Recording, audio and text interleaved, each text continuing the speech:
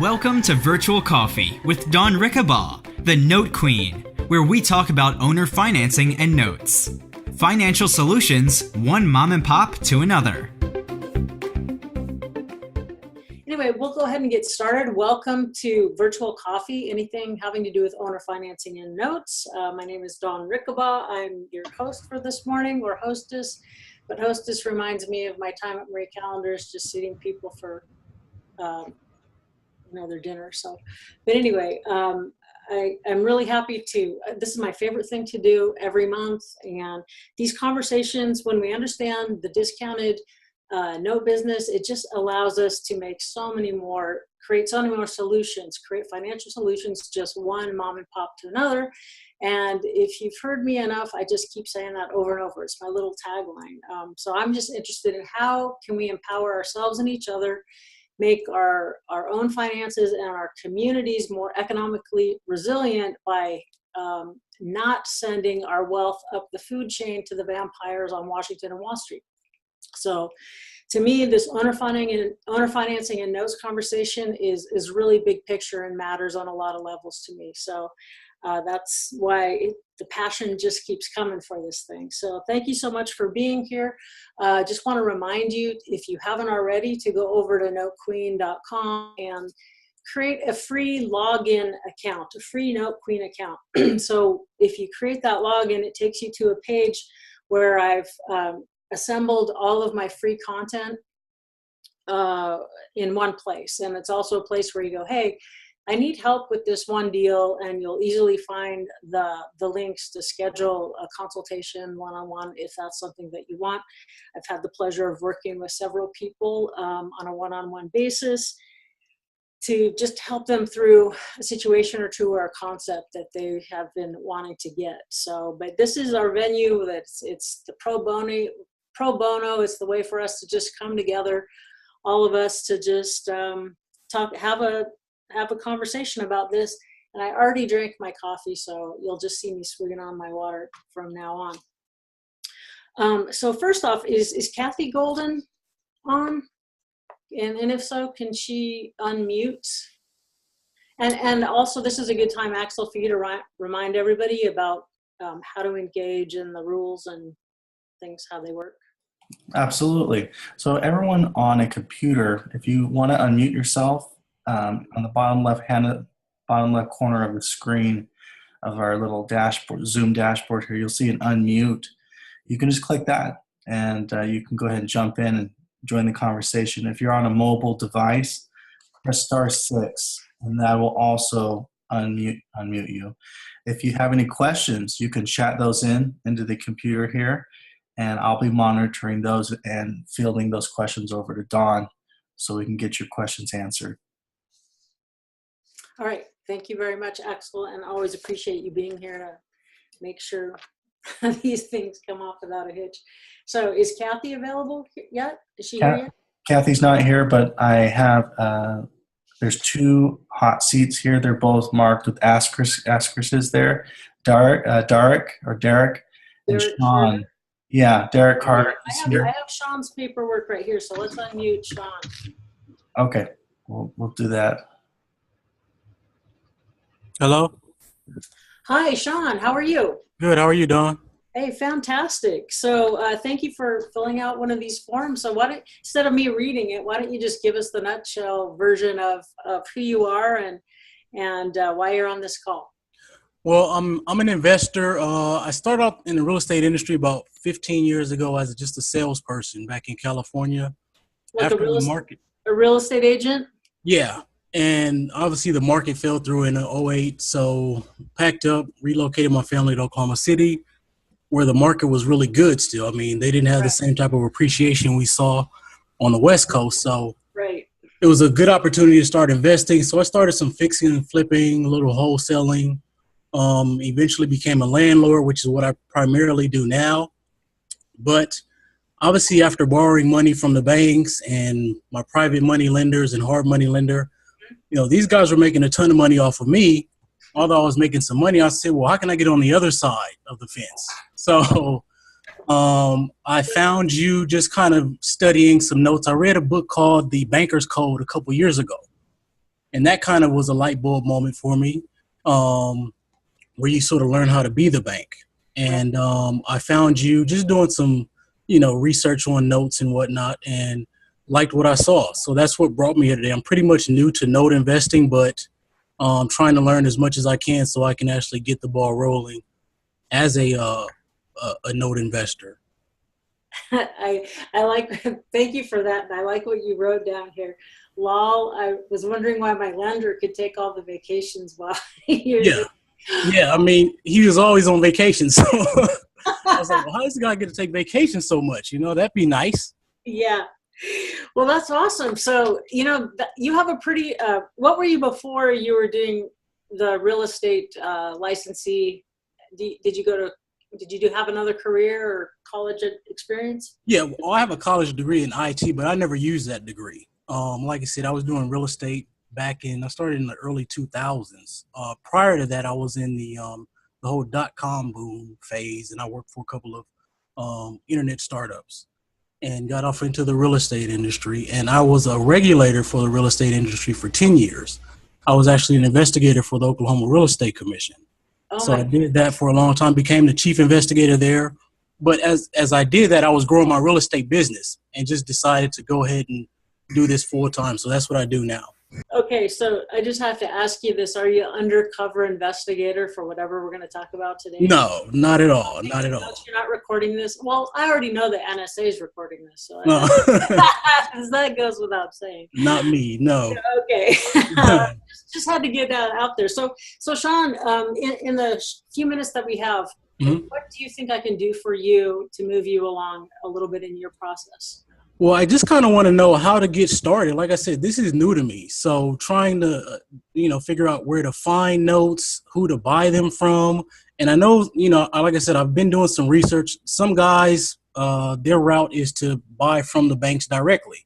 Right. And I know you kind of preach you don't want to deal with the banks. You buy them from, mom and pop shops. So I'm just trying to learn the route that you're going at this point, because it seems like the easier route than trying to approach banks and see what they have on their books. Yeah. So thank you for bringing this up. It's a great way to sort of revisit the conversation of what's a note and where do they come from, and then what's my lowest hanging fruit for getting involved. So, if I was ready with a PowerPoint, I would bring it up right now. But there's notes come from three places, right? So you can be a bank.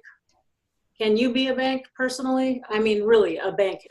Right? We're the ones that loan money, right? They're institutions. They loan money. And that's out of the reach for most of us, right? Right. We're not going to own a bank. Right. Secondly, but they lend money and they have a note and deed of trust or a note and mortgage. So they're in the note business. They're in the paper business. Now you can be a private lender. You're Sean, right? Yeah. Yes. Yeah. So Sean, can you be a private lender? Like the guys that are loaning money to you, what's stopping you from just doing that? Also, right.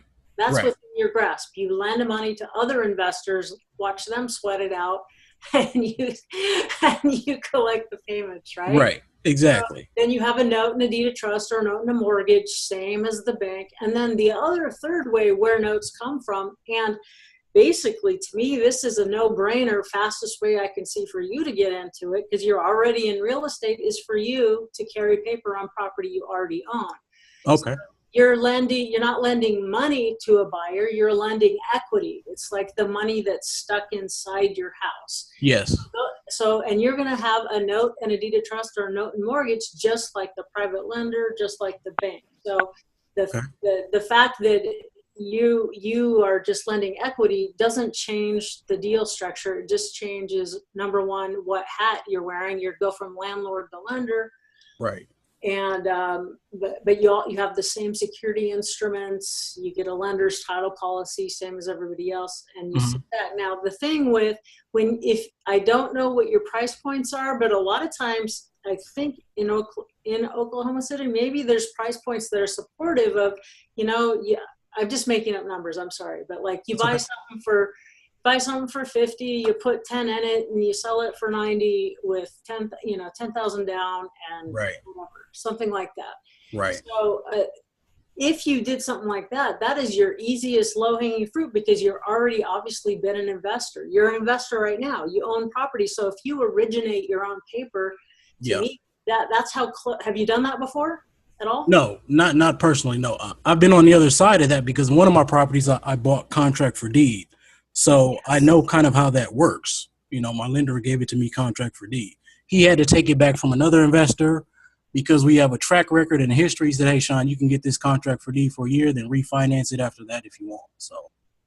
Gotcha. So it's the same thing. So, you know, I love owner financing. I really prefer a note and a deed of trust or mortgage over a contract for deed just because for a variety of reasons I won't get into now. But anything that allows, like, that's how I buy and sell property almost always with owner financing or cash. You know, either I get a great price or I get great terms or both. Sometimes, and that's really a home run. So when you're buying, you know, let's say when you're on that deal where you said I bought it with contract for deed, you know, you should go, well, I'm actually don't own the note. I'm paying on the note. Yes. It would be great to have a little clause in there that says I have the first right of refusal to buy this note or this contract for deed if the note holder ever decides to sell it, you know, so then that's a backdoor way to go. You're always thinking, because property turns into paper, turns into cash, turns into property, and then it goes the other way. Right.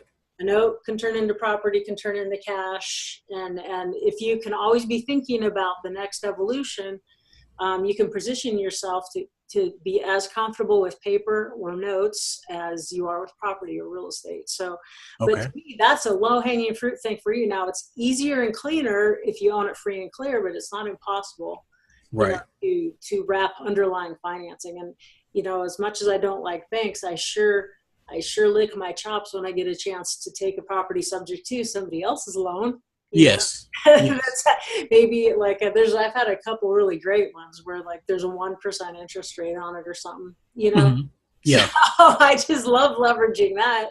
Right. I sure will not go through their exam process. You know, it's well, because here in Nevada we own guns, and so I don't want to have to shoot myself. So I can't participate in the bank process at all. Gotcha. Otherwise I would have to shoot my brains out.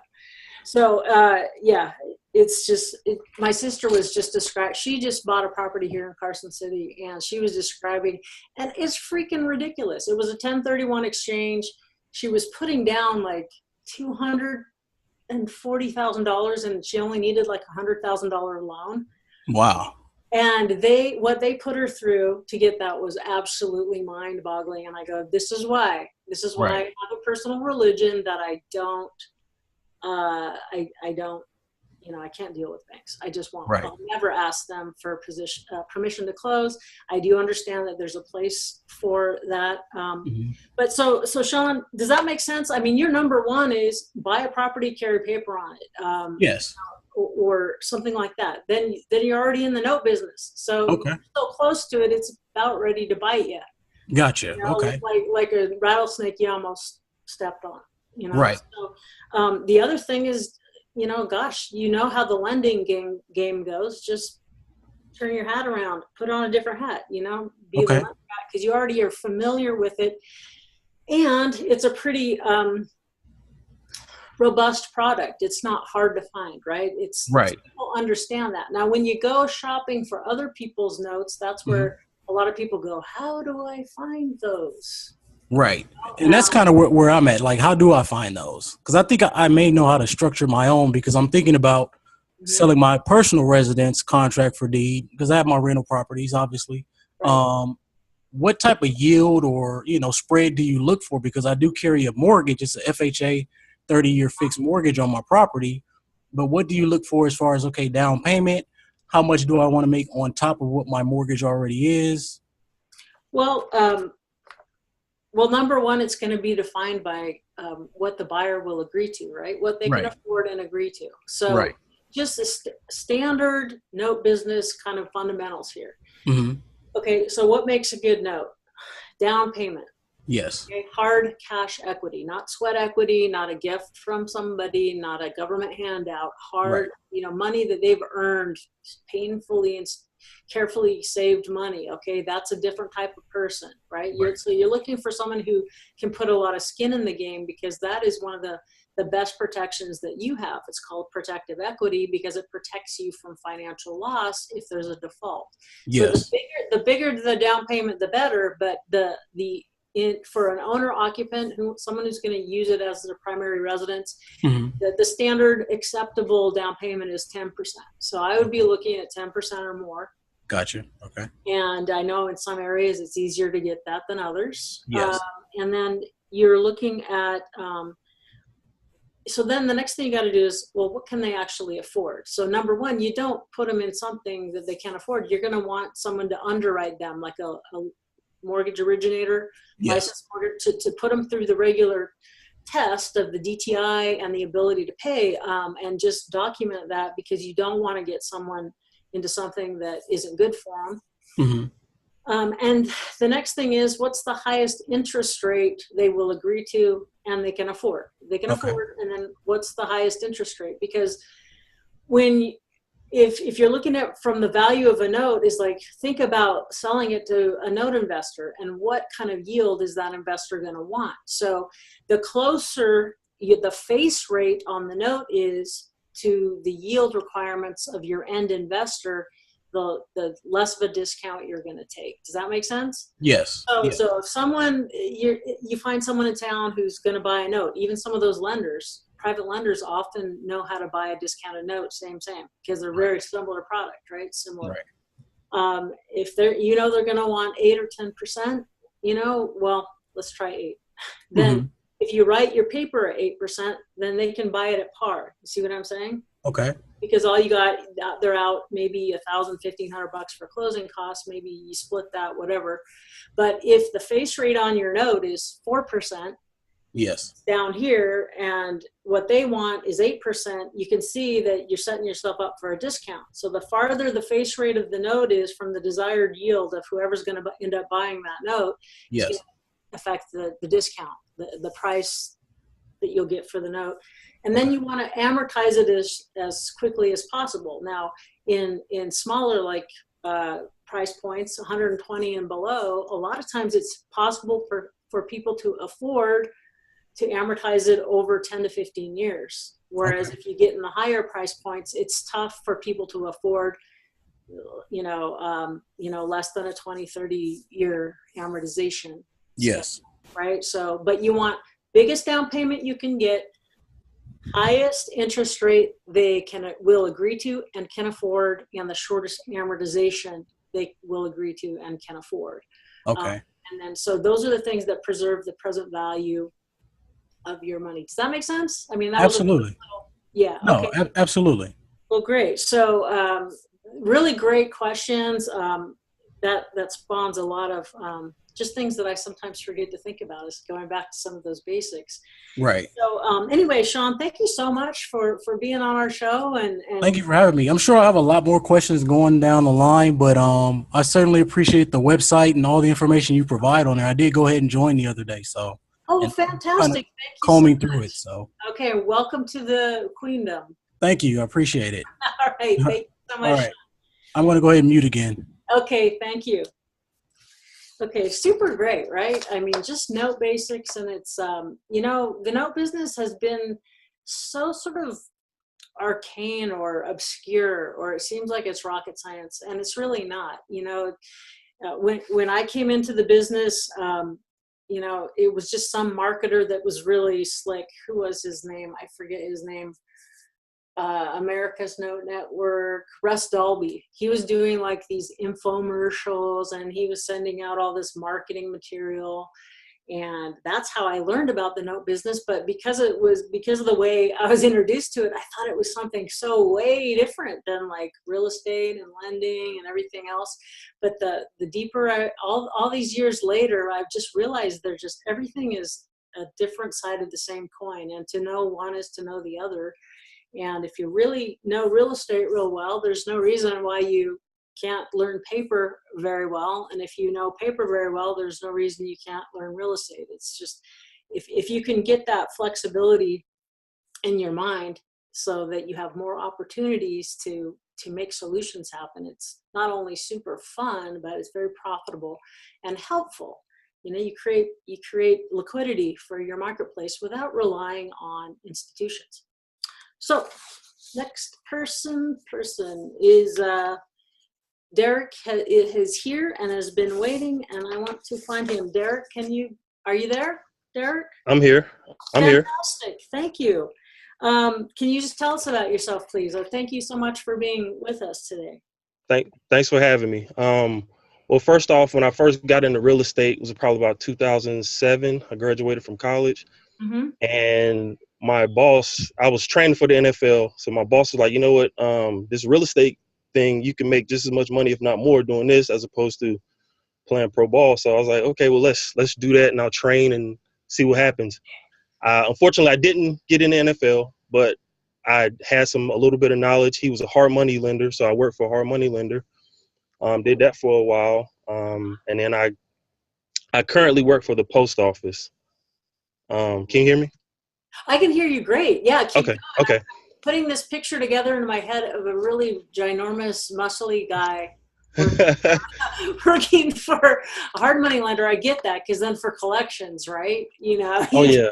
I was the front line. Then you lost me at post office, though. I mean, it's like I was squeezing you into one of those little uniforms in my head. So. Well, I'm a rural carrier, so we wear whatever we want pretty much. We don't have the blue suits and hats, so. Gotcha. But it's the perfect job for me as far as what I do. I wanted to get into wholesaling, and I see houses every day. I talk to customers on a regular basis. Oh my gosh, yeah. And they tell me everything, and I can talk to my coworkers and say, hey, look, if you have any vacant properties on your route, let me know, and I'll give you a referral fee or whatever. That's fantastic. What part of the country are you in? I'm in Durham, North Carolina. Durham, okay. What an awesome thing! Like, you get paid to deal find, to do exactly. lead generation. That is phenomenal. Exactly.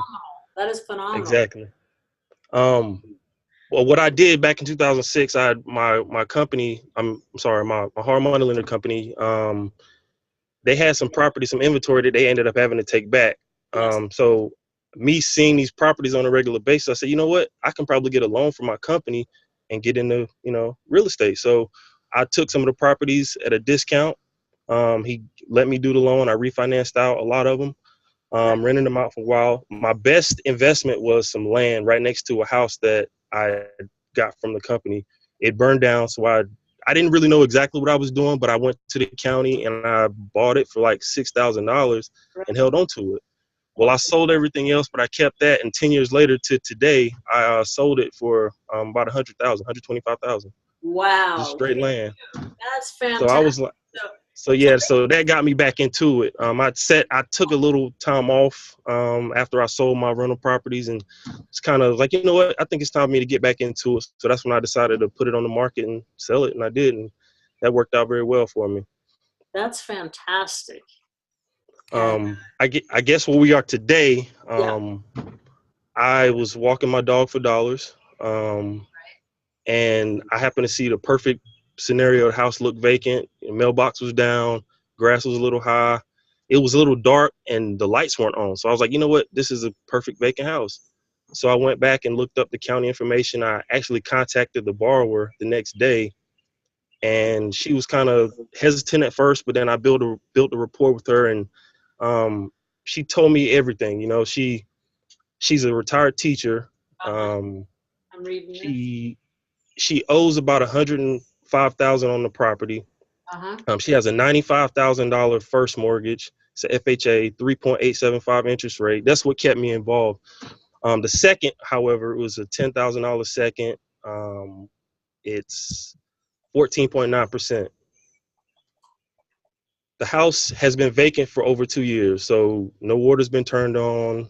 And so you can imagine with the winters here in North Carolina, you can imagine winters anywhere with no water turned on, how that could affect plumbing and other things.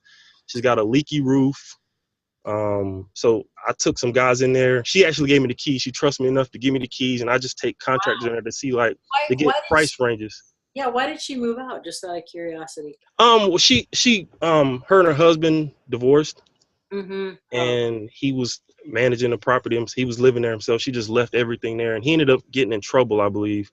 So the house was vacant, and all the stuff is still in there. There's cobwebs over some of the stuff. I mean, it just looks like somebody just left. It looked like some zombies at a zombie type house. But it's gonna need about probably 35 to 45,000 in repairs. So 105,000. Yeah. 45,000 in repairs, and then it'll probably a lot of the, because I was trying to wholesale it at first, but a lot of the guys were saying, you know what, this probably isn't worth more than 150. I'm sure I can get 165. How come? There's a comp not too far away, maybe 0.5 miles away, it's sold for 179. It was 10,000 above asking price. And it's the exact same house, 3-2, 3-bed, 2-bath, 1,100 square feet. Everything looks pretty much the same. It's just this house needs a lot of work. And at first, initially, when she told me she owed 105, I was like, I don't know if there's anything I could do for you, because there's no way to do anything. So I did some more research, and I found out about the owner financing, and she was willing to do that.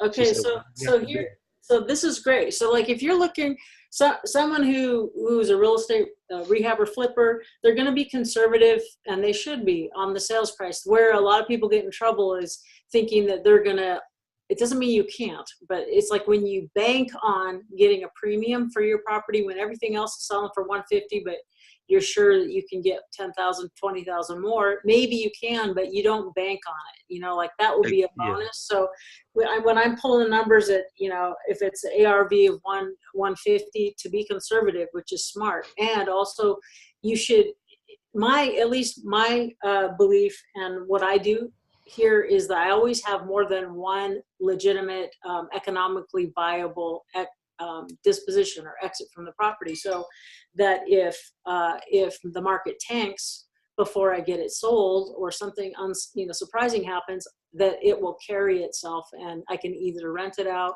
and make it cash flow, or I can do owner financing and make it cash flow. So I never ever like shooting for the stars, and because we never know when the next sort of financial shift will happen. So you never want to get stuck being, too exuberant or spreading yourself too thin. So I agree with your people, because 105 is 70% of ARV already, and she's encumbered up to that. So it doesn't make sense unless you, let's talk about those terms. So you said she's got a $95,000 first at less than 4%. Is that a 30-year fixed? Yes. That's fantastic. So now, so we can say you might not be getting a below market price, but is she current? She's current. Yes, she wasn't at one point, but she's current now. Why? Just for her credit? Yeah, she doesn't. She mentioned before she wanted to save her credit. Because I mentioned to her after a while, I was like, you know what? I don't know if I can do anything. Maybe a short sale might be a best option. I said, I don't want to give you legal advice or anything like that, but that's what I'm seeing. But like I said, I found you on the internet and say, you know what, let's give this a try. Yeah, what can it hurt? The Note Queen. Heck, you know what? Yeah, right. It's the comedy hour. So if nothing else, we had a little fun, right? So exactly. But, okay, so can I tell you some more of the numbers on the property? She gave me all her information, her mortgage statement. That's I have everything. Good. So you have a copy of the note and the recent mortgage statement on both of them? Correct. So she trusts me 100%. I'm sorry, go ahead. That's fantastic. So, and just in general, that brings up a fantastic, to be successful, people don't, well, how can I be successful? Well, one of the things is you have to be able to be someone that people trust. You have to be able to build rapport. And part of that is just being an authentic person, being transparent, authentic, because people, their bullshit detectors go off, right? But if you're exactly honest, and you're going, hey, I'm not trying to rip you off. It's like, if there's mutual benefit here, I want to explore it. and Exactly. if you do what you say when you say you're going to do it, and if you can do just those things that we just said, you're already going to be in the top 10%, no matter what you do, Right. because Right. it's attractive. It's very attractive. So awesome on demonstrating that principle. Can you tell me Thank about you. that $10,000 one? Is that also fully amortized over 30 years, or what's the deal on that one? I believe it's a 15-year. It was 15,000 at the time, but a new servicer took over, and now, I mean, it's still at 14.9%, but it's down to 10,000 now. Who owns that one? Who originated that? I can't remember the name. It's the like first. I forgot the name of it. I don't want to tell a lie. I believe it's either a bank. It might be a service account. I'm not sure. I have to look at that again. Yeah, First real time solutions or something like that. well, yeah, someone's the lender underneath it, regardless of who's servicing it. Like, lots of times they change servicers, or they just keep the servicer the same and they sell the paper behind the scenes, whatever. But anyway, okay, so but we do have tell me what the PITI is, and it looks like it won't change. It's not like Okay. variable, right? We don't have a variable situation. We don't have balloons coming up. So what does it cost to carry this property on that 105? Well, her payment is 1,100 and I believe 1,107 total with everything. So that's the problem is first, second, taxes and interest. Her first mortgage is 890. Her second mortgage is 217. But within that 890, I can get it down lower because she's paying roughly $2,400 a year for her insurance. When I did a quote and got $650. So yeah, so I can get it down to her. I can get the first mortgage principal interest PITI to about $665. And I was thinking I could pay off that second or cover that second. So the only payment that's really being focused on is that first mortgage at $665, and the market rent is probably about $1,250 to $1,300 in that area. Man, I love this play. So the thing is, so question, so what else, where do you want to go with this before I take it somewhere? Okay. What I was thinking about doing was seller financing, subject to, or even a wrap that mirrors what she already has, to give her some protection, and getting a lease option, a tenant buyer, 10% down, probably about 8% interest. So let's just see if that is real. And do you have the money to fix it up, or is that going to be? I do. I like I said, I sold that land, so I have about 100,000 to play with. Okay. But I guess my biggest fear, because a lot of the guys on my Facebook group that I talk to, I just kind of run stuff by. Yeah. They said it's a matter of what do you want to do? What's your exit strategy? Do you want to hold on to this property because it's probably gonna be a while before you can get your money back? So if I'm putting 10,000 in for the second mortgage to pay that off, and then 40,000 for the rehab, that's 50,000, and not to mention any carrying costs, anything like that. Get the utilities back on, certain things like that to hold the property. I'm in it for, let's say, 55, 60,000. How soon could I get my money back? And I don't see that as a huge problem because I can hold on to it as a rental and get $400 or $500 a month on it. Yeah. So I like it because you can be a wholesale mentality, a broker mentality, flip things for cash money, for little bits of money. It's also your highest tax bracket. But if you get in the thing that changed my life was when I quit, once I quit my nursing job and I'm scrambling around figuring out how to be an entrepreneur, the thing that changed my life the most was when I said, even if I, never make a dime again, I want, or that's not true. That was a different story. Yeah, that was an earlier, right? But see, so because I kept shooting for the moon, like, okay, I gotta make 25 grand on this next one. I make 50 grand on that one. I was like, I'm just gonna make quick 5 or 10 there, blah blah blah. And I did some of it. It just wasn't consistent enough. And the thing that changed my life was when I quit. Doing that sort of a game. Not that I wouldn't make some chunk change, but when I said, I only need a little more passive income this month than I had last month.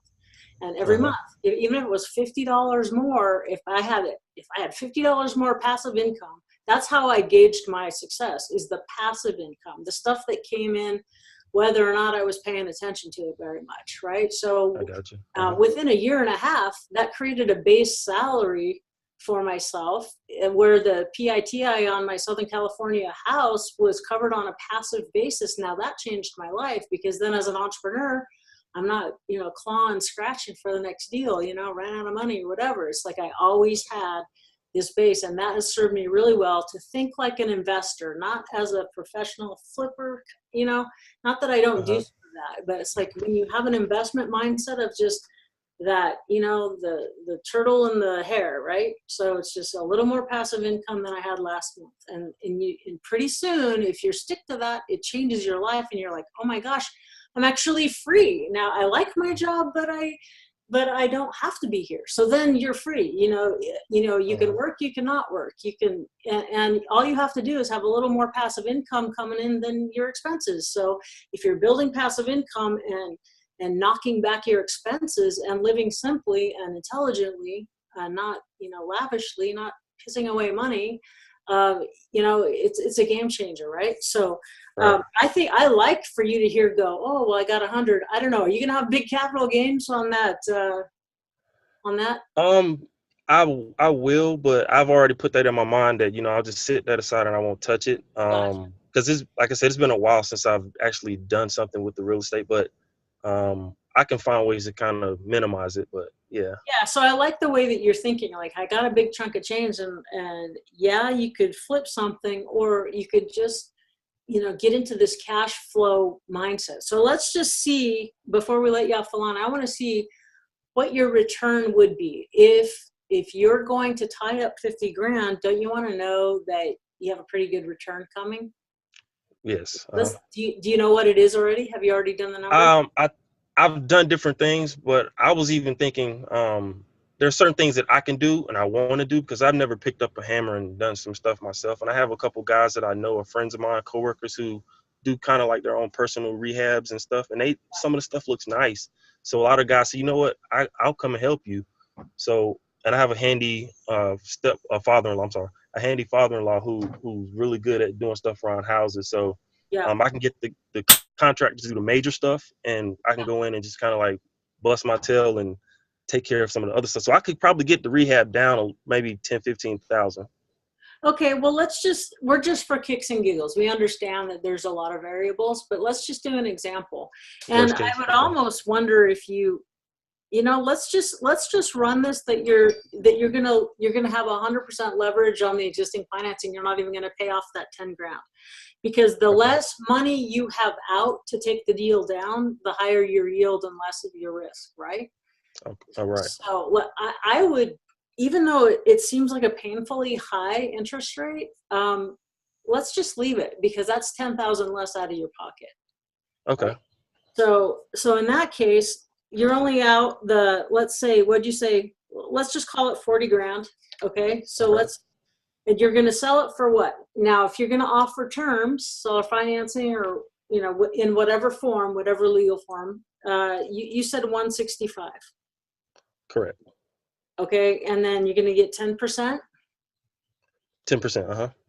That'll leave you a 90% loan of 148,500 that will be an all-inclusive deed of trust, all-inclusive promissory note. So that one note will encompass the other two superior liens for 95,000 and 10,000, right? Correct. So it's going to be a wrap.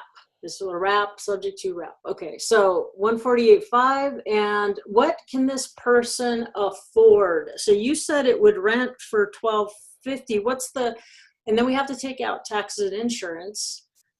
We might need to, depending on your area and what income levels are like. But if you make owning a home about the same as renting, or maybe only just a little bit more, then you also have set yourself up for great success, because where are they going to go? Even if things get tough, they're just going to rent a different place, unless they're moving back in with mom and dad. right? So so if you can make it not that much more than rent or equal to rent, or in some areas they can even make it less than rent to own. So what do you think is realistic for a typical homeowner who can come out of pocket $16,000? Probably around about 1250. 1250. So 1250 is the payment. What are taxes and insurance? The taxes, property taxes are 1682, so I think 140. Just on a monthly, taxes and insurance. So let's call it 200. For the I'm sorry, the taxes are 140, the insurance, so total about 194, 195. Okay, so I'm gonna minus $200. So what they have available for P&I, principal and interest, is $1,050. And if I just plug in a regular 30-year amortization, that is a 7.6% interest rate. Do you think they would agree to something like that? Yes. Okay, because if they amortize, yeah, so if that's what they can afford, then you're looking at writing that paper at, I don't know, whatever, 7-8%, and they'll be able to afford it, it seems like, right? So the thing is, so if you put out $40,000 and you get back $16,000 from the down payment, we're just ignoring closing costs and things like that for now, just for kicks and giggles. So now you're only in it for $24,000, right? The only amount of your money left in the deal is $24,000. And after you bring in that $1,050, you're just about washing even there, aren't you? Because if you don't get that that $10,000, well, eventually. So how long has she had these loans? What's the remaining term on them? Well, she initially got the loans back in 95, but she refinanced in 2015, I believe. Oh, dang it. Yeah. Well, yeah, I mean, in this scenario, it's almost like I wish they could pay a little more, because then I can see that it's tough for you to not get rid of that $10,000 one, because if the PITI and everything, and I know you think you can get it down or whatever, but you're basically just breaking even, which isn't bad, because what will happen is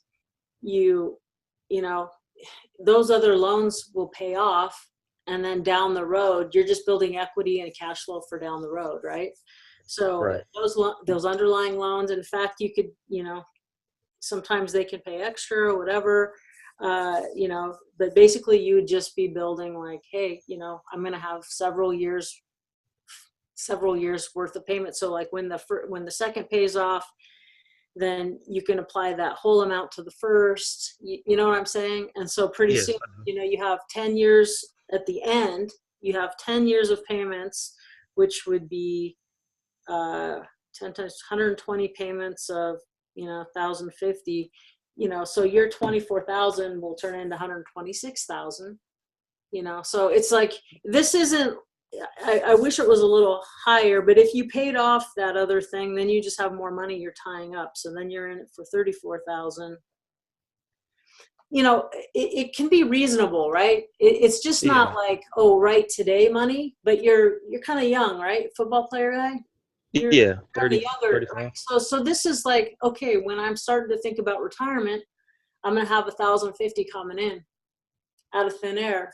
You know what I mean? And you only had the money down. I also wonder what you could do if you didn't fix it up and you sell it, you sell it to somebody who is going to do the fix up. You know what I mean? Oh, this is your drink. I've been trying to Hey, market pretty it. good. What's up? Hello? Axel, you got Okay. that? Oh. Okay. Yeah, so I've been trying to market it. Yeah. I'm sorry. Yeah, go ahead. I've been trying to market it, but I'm assuming that everyone that sees it, that looks at it, they look at it so they can try to flip it, or they try to say, well, I'd only go into it for this price. or they try to use the Yeah, value I'm lower talking the about ARV. like someone who's a contractor or handyman guy who's Yeah, doing their own work, but needs, they can't get a bank loan because they're self-employed or whatever. This might be a good thing for them. Or you put the money in and you just realize that it's just gonna carry itself for a while. And so many of our investment products that we're used to from Wall Street, I mean, it's like you put the money in 401k, you never see the money. It's for way later. So this is a way that you could just build long-term equity. It's a long-term play, right? Or if somebody ends up refinancing, then that's when you get your capital out. But if you just ride it long-term and you don't factor in them refinancing, and if it's a homeowner, I feel it's kind of dicey. You have to think pretty carefully about putting in a balloon, because you never want to be at the point of standing in front of a judge and defending why you're kicking a homeowner out of their home, right? right. So it's a reasonable play. I wish the numbers were a teeny bit better on that, but it's not. You can see that you're going to make, a lot of money down the road for just taking this play. But it's a little bit of a tight one, I would have to say. Okay. So you would, if it were you would walk away from it, or you would stick with it? Just depends on what I was thinking. I think you can do better.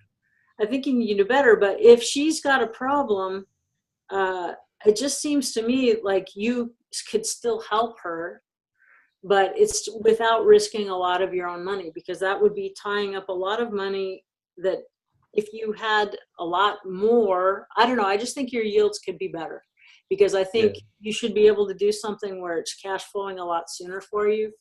But it seems to me if you could get a fixture guy in there and you come in and just do either a sandwich lease option or a wrap of some kind where you just leave that financing in place, someone can afford $1,100 a month, and maybe the option fee is only $5,000. Right. But then you make $5,000 for solving her problem, and it solves the house has a problem. The house is designed, its purpose is to provide shelter to people, and an unperforming, non-used asset is not a happy asset. So you could create a housing situation where there is not one right now, and you can help this lady get out from a negative cash flow situation. So to me, she might even, here's another idea, and maybe other people have an idea too, but what if, right now she's $1,100 in the hole every month, right? Every month, right? Okay, what if she keeps, her thing is, well, now you're only $200 in the hole. Make her do the second. I thought about that. I think then your numbers make sense on this thing. This will work.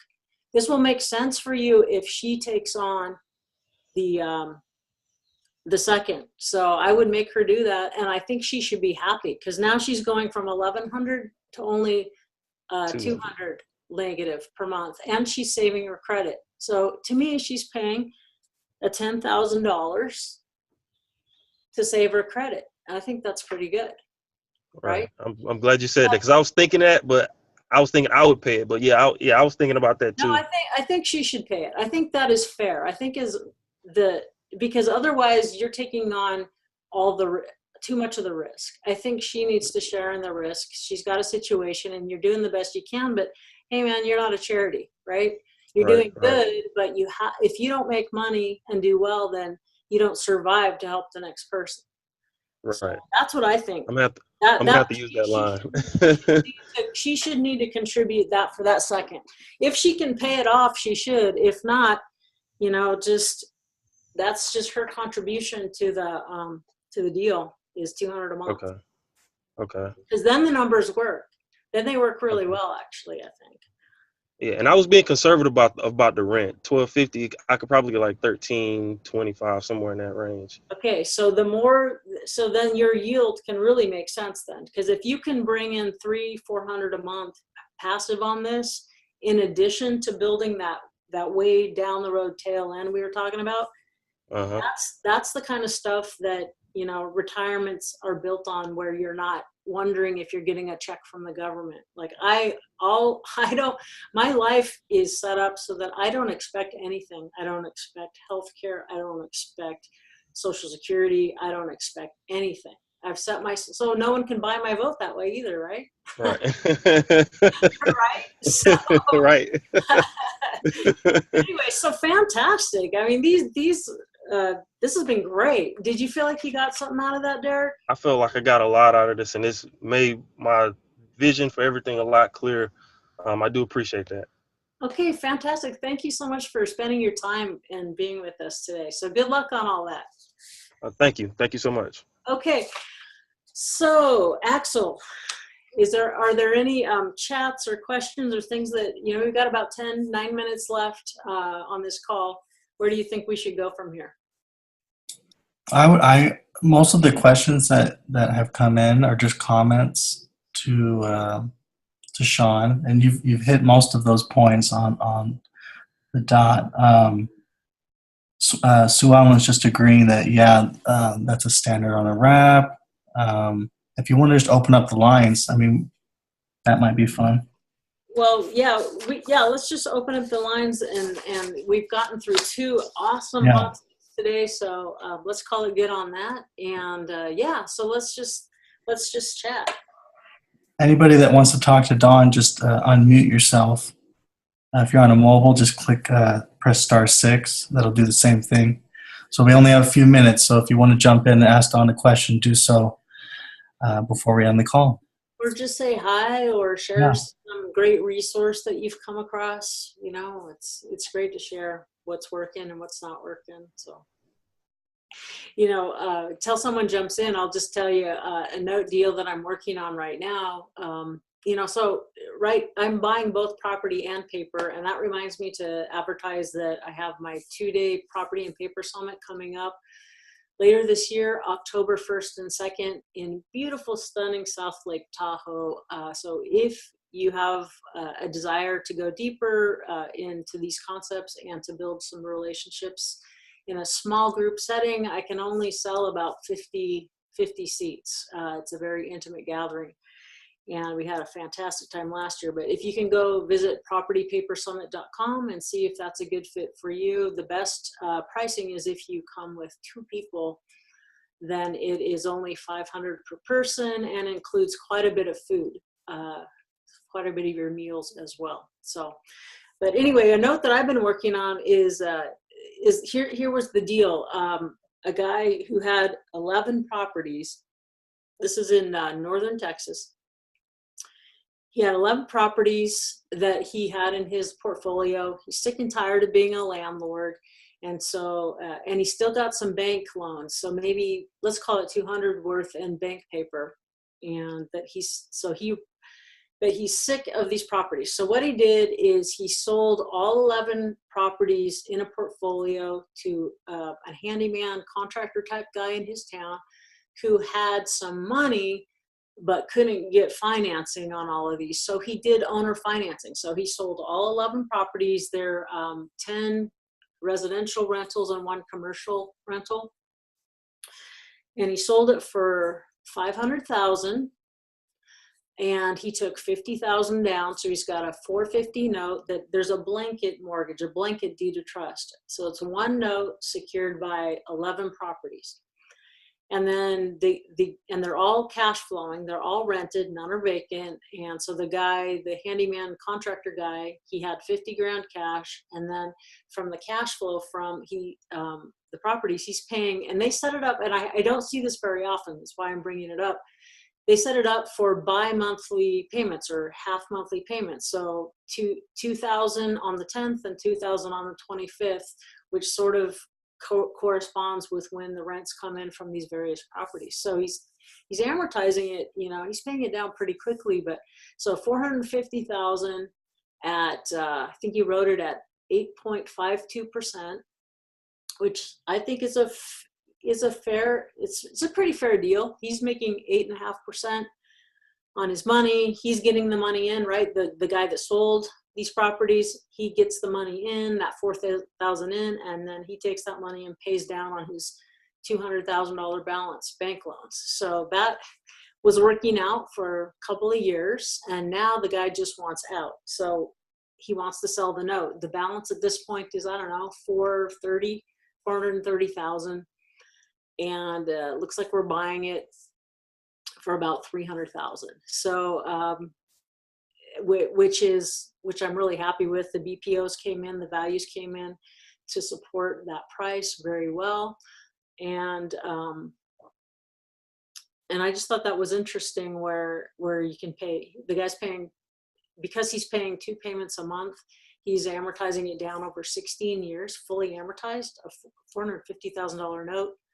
And so when I'm buying a note, more money sooner is better. So it gets safer and safer, because even if the market turns, or let's say one of the properties is vacant for a while, see, the protective equity is going down because of the quick amortization. So if anything goes wrong, it's like my position as the note buyer is really, really good, because that person not only put 50,000 hard cash, that he, hard-earned money cash down, but he's got a lot of equity protect at the same time. So that's someone who's highly motivated.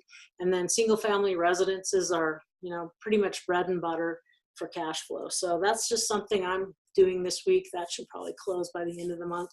So just an example of how people put deals together. So how about just the last couple minutes? Anyone want to say hi? Have a question real quick?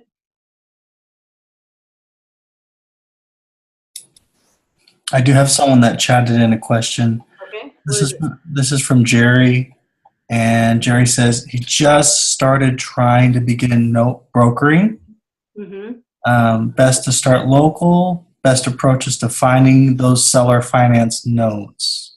Okay, so so great question. If people want to know, how do you find these notes? And it's pretty similar to how you find real estate deals, right? So we're very accustomed to hearing about wholesaling, where you you're in the business of lead generation. That is your job, lead generation. So if you are looking for a property to wholesale, what are you doing?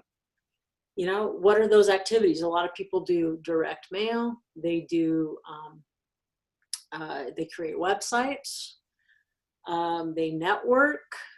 They look for vacant homes, driving for dollars, all those things so if you get something under contract, then you assign it for a fee to someone who's going to actually close on it. It's the same thing with notes in concept, where, okay, well, what do you have to do to market it, right? So, because you're going to try to get a note under contract and then sell that contract for a fee. You're going to wholesale the note, broker the note, be a note finder, whatever. There's a lot of ways to think about it. But you've got to go, how am I going to market? And it takes time. It takes time. It's a real business that is not a get rich quick thing at all. So, but you're going to have to go, am I going to do direct marketing? So you can get lists from all these lists, brokers and things like that. And there's one guy, Scott Arpan, that's really specializes in that. And there may be others that I don't know about, and I forget his website but Scott Arpan, you can Google him. But when people are teaching these courses, it's about doing a ton of marketing. But then so you do a lot of marketing, which is expensive, number one, and then you have to be good at closing it. So if you get a phone call, you got to know what to do with it, and then you got to have your note buyers ready.